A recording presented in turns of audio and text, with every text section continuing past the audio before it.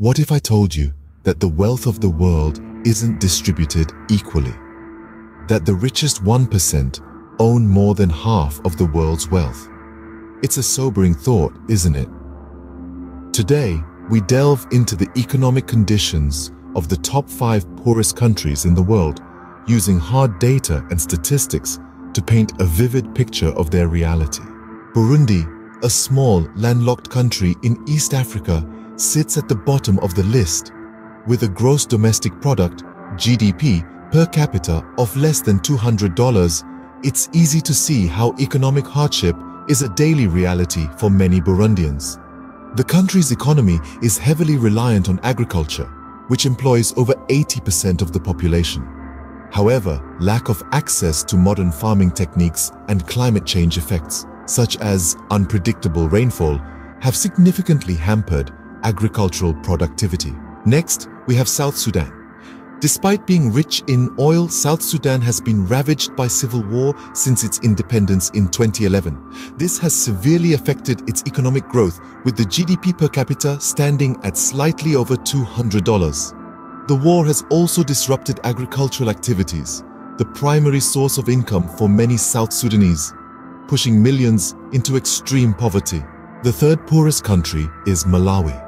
Known as the warm heart of Africa, Malawi's economy is predominantly agricultural. However, the country faces numerous challenges, including poor infrastructure, corruption, and dependency on donor funding. With a GDP per capita of about $300, a significant portion of the population lives below the poverty line. In fourth place is the Democratic Republic of Congo. Despite being endowed with vast natural resources, the DRC is a classic example of the resource curse. Decades of political instability and conflict have crippled the economy, leaving over 60% of its population living in extreme poverty.